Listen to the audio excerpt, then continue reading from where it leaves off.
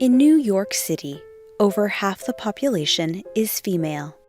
But there are just 12 women who represent the city's 51 city council districts. That's less than 1/4. Felicia Singh is hoping to change that. This is like the second to last neighborhood before you hit the end of the district. At age 31 and hovering around 5 feet, Singh is hard to miss. Her black blazer is all business. A leopard print scarf and black mask with rhinestone decal signal rock star. Singh is running to represent Queens District 32. The residents of the 13 district neighborhoods range from service industry to white working class.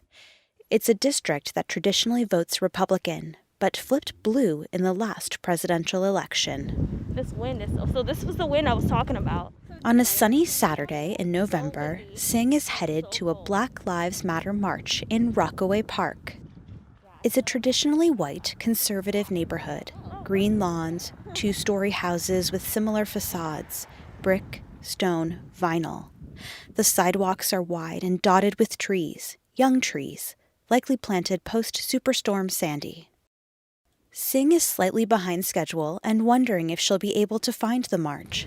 Then she hears a tuba, 2 trumpets, a slide trombone.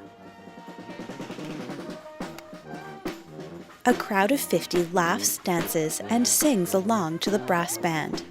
A white banner fighting the breeze at the front of the group states, "Rockaway supports Black Lives Matter." A black fist is painted atop a turquoise mermaid tail. Along the route, people come out of their homes. This is bringing me so much joy. Isn't this the best?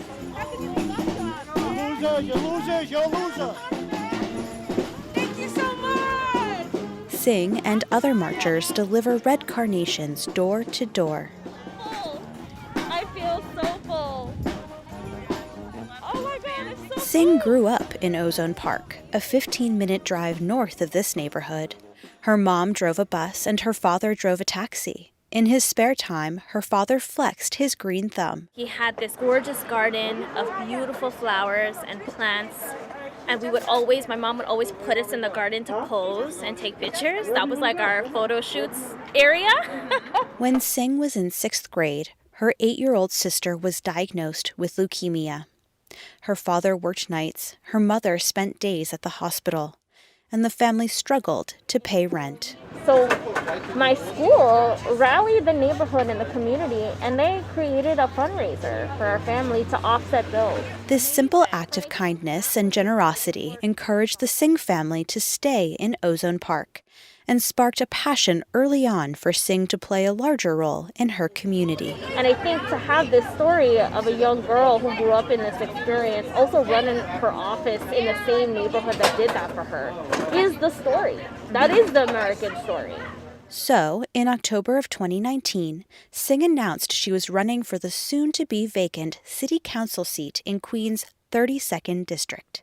This announcement was no surprise for Crystal Gunpeng, who has known Singh since 7th grade. What did you think when Felicia told you that she was running for city council? Oh man, it was just waiting for the day. Like, oh, all right, that makes sense. Like, sign me up. What do you need me to do? Gunpeng was already on board, but members of the Ozone Park community, not so much. Singh thought she gained their trust through her work as the vice president of her local civic association. But when I declared that I was planning on running for office, they really didn't like me. They really didn't like me. Because getting involved in the community is seen as a threat. For decades, District 32 has bounced back and forth between Republican and Democratic city councilmen. City council men because not a single woman has held this position.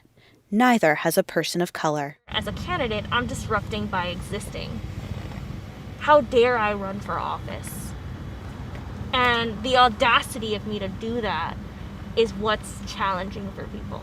In fact, one local leader told Singh running for city council would be a great learning experience for her.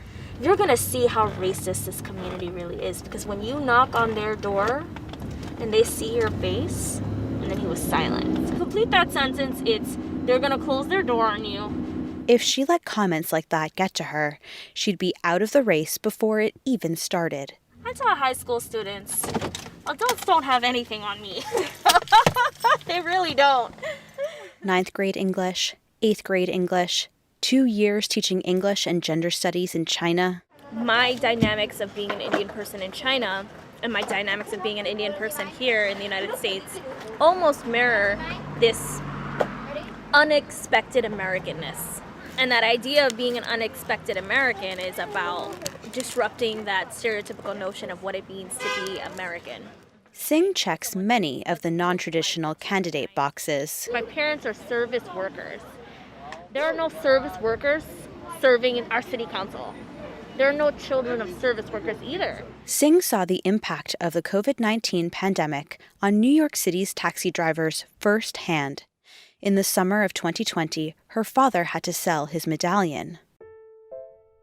Singh has 6 months and 6 candidates standing in the way of success in the June 2021 primary. From there, she'll likely face a Republican opponent on the November ballot. We need this kind of change in this district. That's Crystal Gumpeng, Singh's best friend. For as long as I can remember, it's been the same names I'm seeing over and over. It would be great to see my best friend's name there. I know city council is where my heart is because it's where the people are. You know, being able to walk around my neighborhood and see that it is clean is an atonement to the fact that I live here and my wellness is valued. That tells you about the value of people at the most local level.